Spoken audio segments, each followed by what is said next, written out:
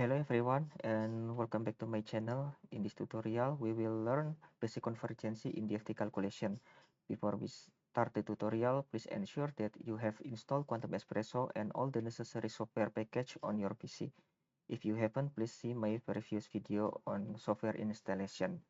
This is part 4 from hands-on tutorial on Quantum Espresso. Don't miss other parts in this series. I make a playlist for this tutorial series. Please check it. Without further ado, let's start this tutorial. There are 6 parameters that we need to check for basic convergences, which are cutoff energy, cap points, atomic position, unit cell, pseudopotential, and the smearing. In this video, I will show you the convergence of the total energy as function of cutoff energy and cap point grid. The input file for this tutorial can be obtained in this GitHub repository, or you can see the link in the description video below. Please download it. Let's start from the first cutoff energy convergence. The controllable parameter to test the convergence is the cutoff energy related to how many plane waves are used in the calculation. In Quantum Espresso, the electronic wave function is represented by the linear combination of plane wave, where the maximum value of Gmax are related to the cutoff energy. In this tutorial, we will change the cutoff energy from 20 to 80 Rydberg and to check the convergence of the total energy. To run this tutorial, you should enter the following command line by open the terminal. First, we change the directory to this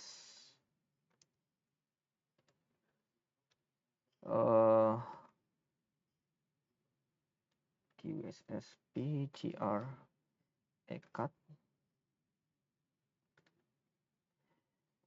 and then we run the bash script file run.sh, which they generated, and run many jobs with changing the cutoff energy by typing /run.sh, enter.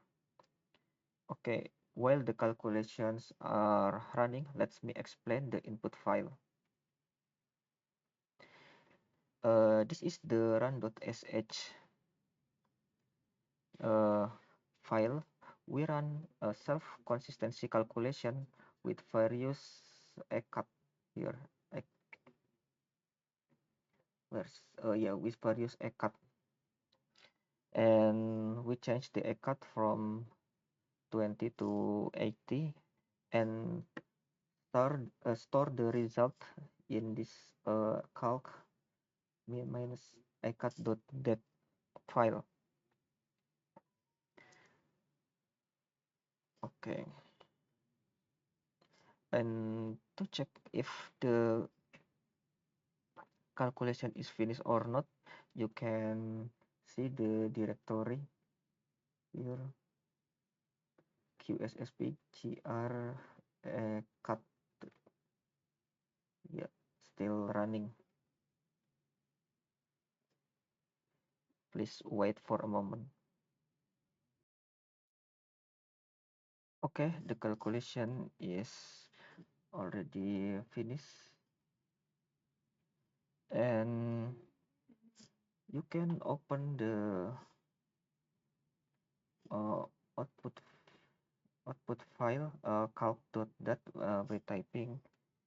Okay, we change calc ecat.dat by typing cat calc ecat.dat. Yeah, and to investigate how the total energy decrease with the cutoff energy, we adopt matplotlib plotting library for the Python programming language in this file, IPython notebook.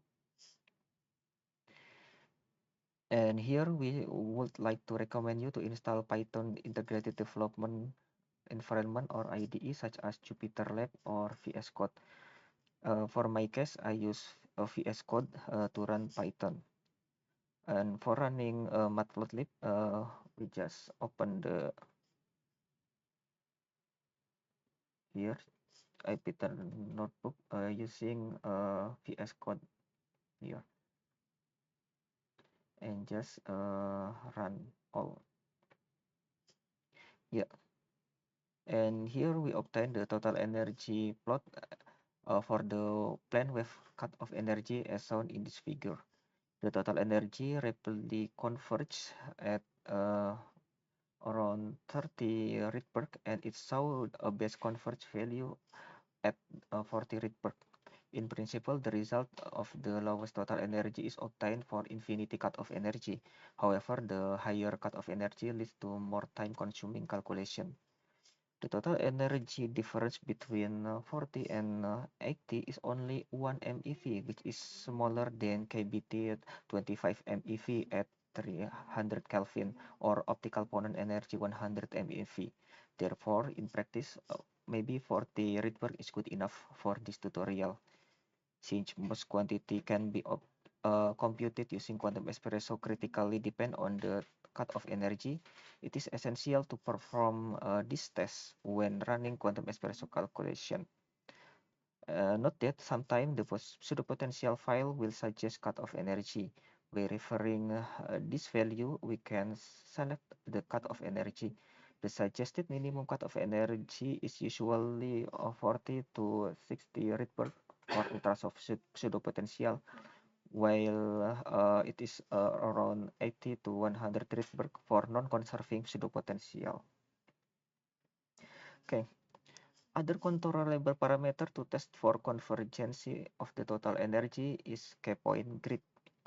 The integration of K-space in Brillouin zone is approximated by summation of finite number of K-points that call K-point grid. In quantum espresso, there are 6 values to determine a K-point grid. The first 3 values are the number of K-point mass of each axis, Kx, Ky, and Kz, and the next 3 values are a shifting or parameter to move the lattice of each axis. And this table shows the rule for selecting the K-point grid based on the dimension of the system and based on the symmetry of the system. And this figure shows a schematic diagram of K-point sampling in a cubic cell and also hexagonal cell. In the cubic case, the shifting decreased the number of inequivalent K-point from 6 to 3 in the first Brillouin zone as shown in these red points.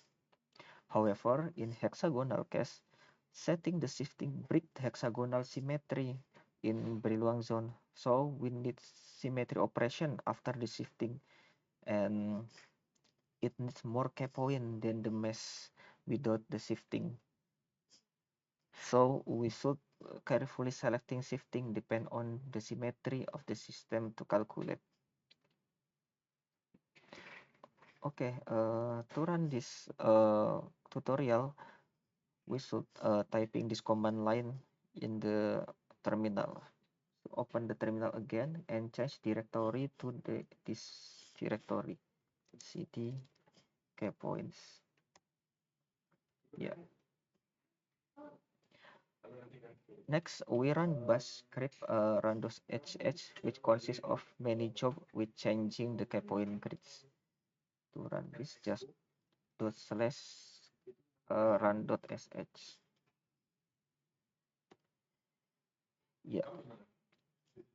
Okay. This run.hh file, the K-point grid is controlled with the card here, K-points, where a number of K-point grid need to be set to determine how much density is necessary for the Brillouin zone integration. We change K from 4 to 14, and we store the output file in this calc kpoint.dat. Okay, by selecting the automatic option, we use one cospack method K-point generation. Okay, to check if the calculation is finished or not, we should wait for a moment. Okay, the calculation is finished. Yeah, and you can open calc kpoint dot dat here.